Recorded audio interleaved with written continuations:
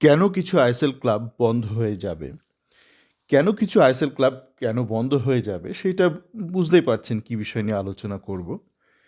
তো আজকে সকালে আমি একটা ধন্যবাদ জানিয়ে একটা অডিও দিয়েছি। এআইএফএফ যে শেষমেশ একটা বলিষ্ঠ একটা সিদ্ধান্ত নিয়েছে। একটা চিঠি লিখেছে প্রত্যেকটা আইএসএল ক্লাবকে যে ১ তারিখের মধ্যে মানে আগামী দিনের মধ্যে জানাও তোমরা খেলবে কি খেলবে না। আর আজকাল লিখে দিয়েছে যে এআইএফএফ এটা জানিয়েও দিয়েছে ঠাড়ে ঠুড়ে, যদি না বলো তোমরা বাদ আইএসএল থেকে, এবং আগামী বছর তোমাদের যদি দোকান খোলা থাকে তো টায়ার 2-তে খেলতে হবে, আর যদি দোকান বন্ধ হয়ে থাকে তো কোথাও খেলার দরকার নেই। তো এই বিষয়টা নিয়ে আমার অতি পরিচিত এক ইস্ট বেঙ্গল ফ্যান, যিনি ইউএসএতে থাকেন, এবং আমার চ্যাট ফোরামে বিস্তর লেখালেখি হয় ওনার সাথে, অনেক মতের আদান প্রদান হয়, তথ্যের আদান প্রদান হয়। তো ওনার সাথে আমার একটু ব্যক্তিগত স্তরে একটু আলোচনা হচ্ছিল যে এই যে কেরালা বা এরকম কিছু ক্লাব এখনও এরা দরাদরি করেছিল, সেই যদি একটু টাকাটা কমানো যায়, যদি একটু কমানো যায়, তার অদ্ভুত দাবি করেছে এআইএফএফ যদি চুক্তিটা কমিয়ে দিতে পারে প্লেয়ারদের, যেটা আপনারা জানেন টেকনিক্যালি বা লিগালি ইম্পসিবল। কেন, চুক্তিটা একটা তো লিগাল ডকুমেন্ট, সেটা হচ্ছে প্লেয়ারের সাথে ক্লাবের, এবং সেখানে যদি কেউ ব্যাপারটা কিছু করতে পারে সেটা নিজেদের মধ্যে করতে হবে। হ্যাঁ, ঠিক আছে, এখানে কোনো গোরক্ষক বাহিনী এরকম কোনো বাহিনী নেই যে গিয়ে মস্তানি করবে। এখানে ব্যাপারটা ক্লাব এবং সংশ্লিষ্ট প্লেয়ারের মধ্যে। যদি এবার তাদের মধ্যে বনিবনা না হয় তো ফিফা থেকে তাদের ট্রান্সফার ব্যান করবে ক্লাবকে। তো কথায় কথায় এরকম হচ্ছিল। তারপর ওই মাঝে দেখলাম লালটুও কিছু লেখালেখি করছে, কেন ফুসফাস ফুসফাস করছে, মনে হচ্ছে না কুকুর মারা গেছে। দেখবেন কুকুর মারা গেলে দেখবেন গা থেকে যে সে এঁটুলি পোকাগুলো থাকে না কুকুরে, সেগুলো বেরিয়ে আসতে থাকে যখন বুঝে যায় যে মারা গেছে বা মারা যেতে চলেছে।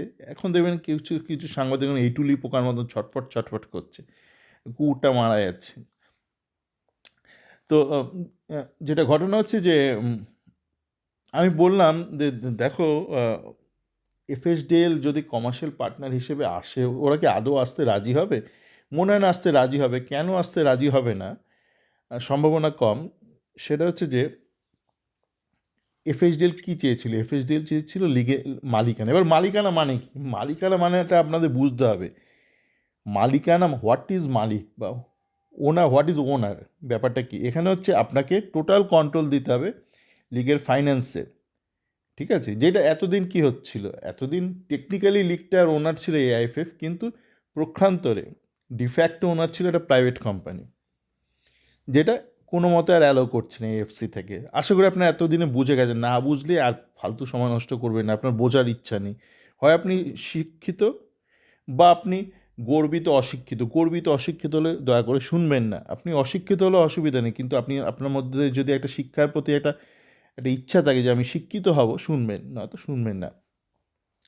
তো যাকে যেটা ছিল হচ্ছে মানে ওনার মানে কি, এই ওনার ব্যাপারটা নিয়ে আবার আপনাদেরকে সবাই টুপি পড়াচ্ছে। ওনার মানে হচ্ছে আপনার টোটাল ম্যানেজমেন্ট কন্ট্রোল থাকতে হবে অন অপারেশনস অ্যান্ড আপনার অর্থ, টাকাটা এখানে বড় ব্যাপার, টাকার ওপর। এতদিন যে আইএসএল হয়েছে 10 বছর ধরে, আপনার জানেন কে কত ফ্র্যাঞ্চাইজি ফি দিয়েছে, কে কোথায় কী করেছে, কিচ্ছু জানেন না। ওই গোয়া থেকে এক সাংবাদিক মাঝে মধ্যে ফুচ ফুচ ফুচ ফুচ করে মানে পিচ পিচ করে একটুখানি কিছু খবর লিক করতে, আপনারা সবাই শেয়ার করতেন। মানে আপনারা জানেন না হু ইজ এফএসডিএল। লালটু বলতে এফএসডিএল এর সাথে কথা বললাম, বা কেউ একজন বলে এফএসডিএল এর সাথে কথা, বাট হু ইজ এফএসডিএল? তার অফিস আছে বা কে, হু ইজ এফএসডিএল? আপনি লিঙ্কডিনে পাবেন এ এফএস না, একটা একটা ব্ল্যাক বক্সের মতন। সে বিগ বস হচ্ছে, হু ইজ বিগ বস? পেছনে ভয়েসটা বদলে যাচ্ছে, আপনি জানেন না who is big boss. Total একটা ডার্ক ব্ল্যাক বক্স, সেখানে টাকা ঢুকছে কোথায় বেরোচ্ছে আপনি কিচ্ছু জানেন না। আম আদমি আমরা কিছুই জানি না।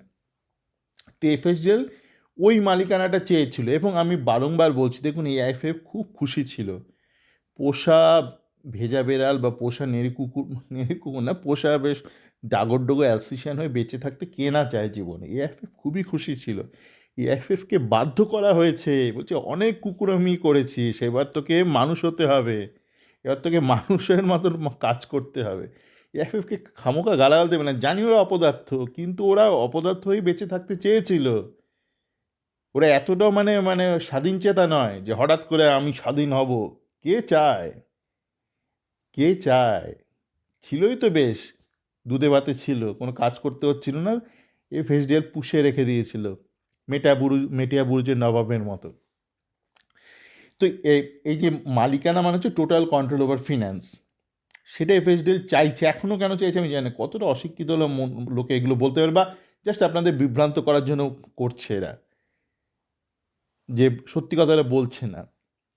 তো এবার আসি যে ক্লাবদের কথায়, কেন কিছু ক্লাব বন্ধ হয়ে যাবে হয়তো, যা মনে হচ্ছে।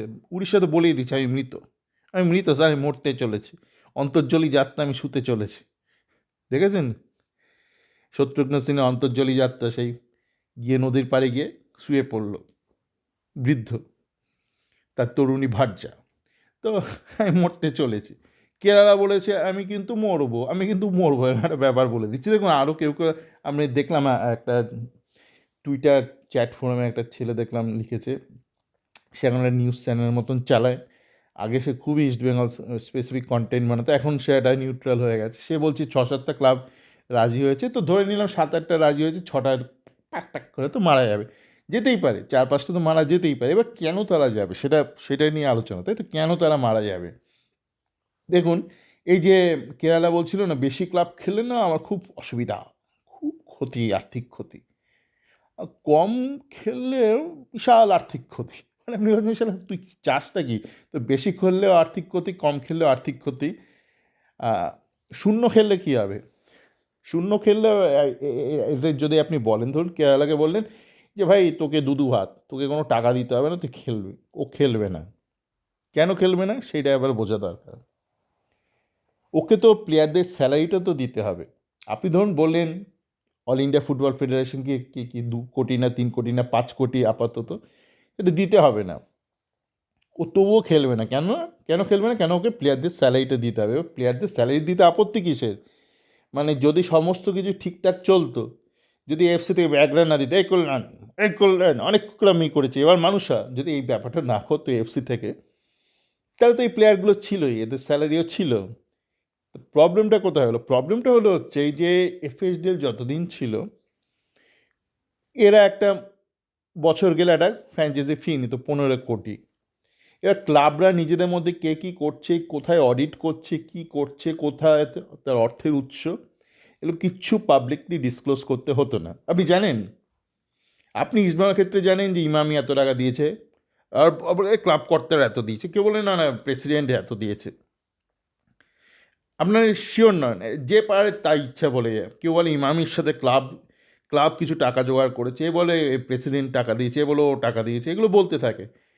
কেন বলতে থাকে, তার কারণ এগুলো ডিসক্লোজ করার দরকার পড়ে না। ইস্টবেঙ্গল যে কোম্পানিটা চালায়, সেখানে কে কত টাকা দিচ্ছে আপনি জানেন না। কেরালা বা যে কোনো আইএসএল ক্লাবের ক্ষেত্রে কোন স্পন্সর কত টাকা দিচ্ছে আপনারা জানেন, তার কী তার অর্থের উৎস জানেন, কোত্থেকে টাকা আসছে, গালফ থেকে আসছে না কোন আফ্রিকা থেকে আসছে না কোন কোন সোর্স থেকে আসছে, সেই টাকাটা এসে ডান হাতের টাকা বাঁ হাতে হচ্ছে, হাওয়ালা হচ্ছে না কি হচ্ছে না, স্বচ্ছভাবে টাকাটা আসছে, আপনি কিছুই তো জানেন না। আমরা কেউ কিছু জানি না, সাধারণ মানুষ আমরা কেউ কিছু জানি না। এফএসডিএলও জানার প্রয়োজন বোধ করে না, বছরগুলো টাকা এলো হয়ে গেল। আর এফএসডিএল একটা নিজস্ব একটা ইকোসিস্টেম করেই রেখেছিল, সমস্ত শেল কোম্পানির মতো। তাদের যে যত ভেন্ডার আছে আইএসএলের প্রত্যেকটা কেন্দ্রে, যত ভেন্ডার আছে, যারা আইএসএলটার একদম মৌরুসি পাট্টা বসিয়ে রেখেছিল, তারা ওদের নিজস্ব লোক, মানে নিজস্ব কোম্পানি। শুধু এখানকার টাকা ওখানে যাচ্ছে, এখানে যাচ্ছে, ওখানে যাচ্ছে, কোথায় যাচ্ছে আপনি জানেন না। মানে কোনো সৎ উদ্দেশ্যে যাচ্ছে না, অসৎ উদ্দেশ্যে যাচ্ছে, নাকি কোনো পলিটিক্যাল ফান্ডে যাচ্ছে, কোনো ইলেকশন ফান্ডে যাচ্ছে, আমরা কেউ কিচ্ছু জানি না। কোথা থেকে টাকা আসছে, কার হাত ধরে টাকা আসছে, কোথায় টাকা যাচ্ছে, মানি ট্রেল আমরা কিচ্ছু জানি না। Money source, money end, destination, enter pathway, trajectory আমরা কিচ্ছু জানি না।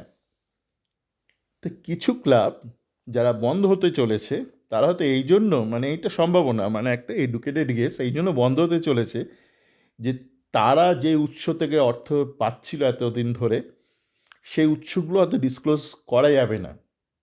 ইস্টবেঙ্গলের ক্ষেত্রে সমস্যা নেই, ইস্টবেঙ্গল বলবে আমি এত থেকে এত পেয়েছি, ইমামি এত টাকা দিয়েছে, ক্রাউড ফান্ডিং করে তো 2 কোটি হয়েছে, আমার আমার প্রেসিডেন্টের কোম্পানি এ এত দিয়েছে, আমি উদাহরণ বলছি, বা এ এত দিয়েছে। ইস্টবেঙ্গলের ক্ষেত্রে ব্যাপারটা স্বচ্ছ, অনেক ক্লাবের ক্ষেত্রেই স্বচ্ছ, জামশেদপুরের ক্ষেত্রে ব্যাপারটা স্বচ্ছ, টাটা এই কোম্পানি ওই কোম্পানি একাধিক কোম্পানি থেকে টাকাগুলো এসছে।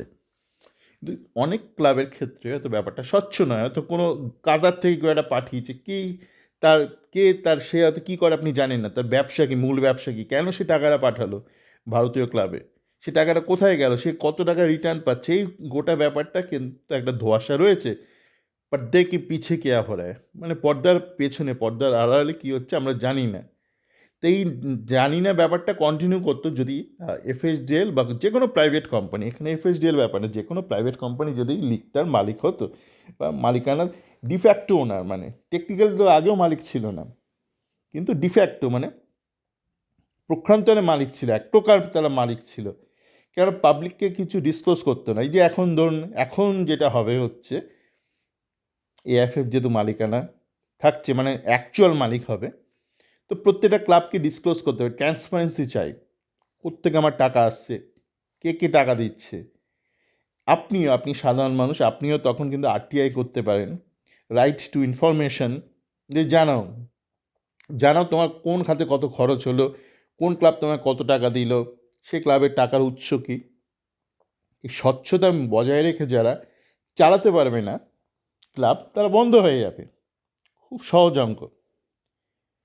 তার ফলস্বরূপ কী হবে, হয়তো এখন 14টা ক্লাব আছে এই ঝামেলার আগে, সেটা তো কমে দেখলেন 8টা ক্লাব হয়ে গেল, তো সমস্যা কী, এর আগেও তো আইএসএল শুরু হয়েছিল তো 8টা ক্লাবকে নিয়ে।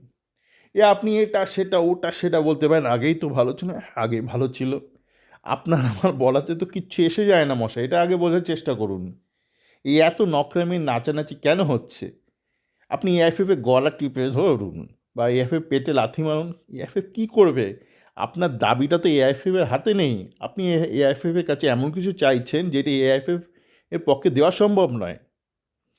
আপনি কি চাইছেন? আপনি চাইছেন লিগের মালিকানাটাই চাইছেন, সত্যিকারের মালিকানা, মানে অর্থের ওপর কন্ট্রোলটা চাইছেন।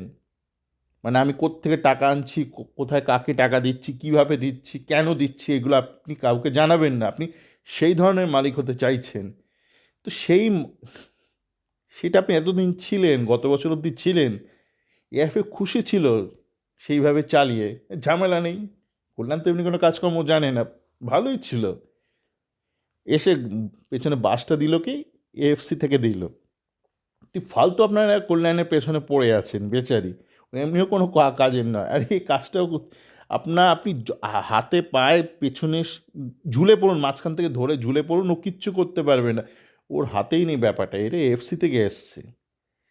তো আশা করি ব্যাপারটা বোঝা গেল যে কিছু ক্লাব কেন বন্ধ হয়ে যেতে চলেছে, এবং ভালোই হবে আখেরে। দেখুন, এইসব আপনি যদি একটা ঘোলাটে, আপনি একটা শেডি বিজনেস প্র্যাকটিস নিয়ে একটা কিছু চালান, একটা সংস্থা চালান, আখেরে ভালো কিছু হয় না। দেখুন না, মেয়েদের টিমটা দেখুন, আইডাব্লিউএল, গত বছর পর্যন্ত কেউ কোনো খোঁজখবর রাখতো না, সোশ্যাল মিডিয়ায় কোনো আলোচনা হতো না, এখন কত আলোচনা হচ্ছে, সেখানে তো ন্যূনতম প্রচার। আগে খবরের কাগজে বেরোতো না, আজকে দেখি বড় বড় আর্টিকেল বেরোচ্ছে, বর্তমানে, সংবাদ প্রতিদিনে, জাগো বাংলায়, বেশ বড় অনেকটা জায়গা জুড়ে আর্টিকেল বেরোচ্ছে। গত বছর কেউ কভারই করতো না, স্রেফ ইউটিউবে দেখানো হচ্ছে, তারা খেলছে, ফুটবলটা খেলছে, জিতছে, আমরা ম্যাচটা দেখতে পাচ্ছি, মোটামুটি ভদ্রস্থ একটা পরিবেশন হচ্ছে ইউটিউবে, তাতেই জনপ্রিয়তা বাড়ছে। এরা এমনভাবে করছিল, আসলে কি, যখন কেউ মিথ্যে কথা বলে না, মিথ্যের অনেক ভ্যারিয়েশন।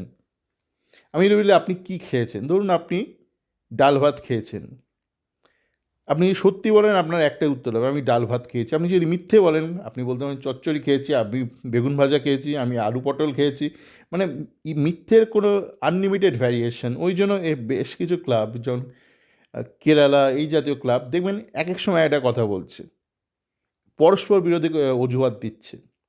তাই আমি বলি, এত অজুহাতের দরকার নেই, আমরা তো বুঝে গেছি যে কি কারণটা কি, বন্ধ করে দাও, সসম্মানে বিদায় নাও, ভালো থেকো, সকলে ভালো থাকবেন। 31 তারিখ সকলে উপভোগ করুন, দায়িত্ব সহকারে উপভোগ করুন, সুস্থ থাকুন, আগামী বছরটা ভালোভাবে শুরু করুন, সকলে ভালো থাকবেন।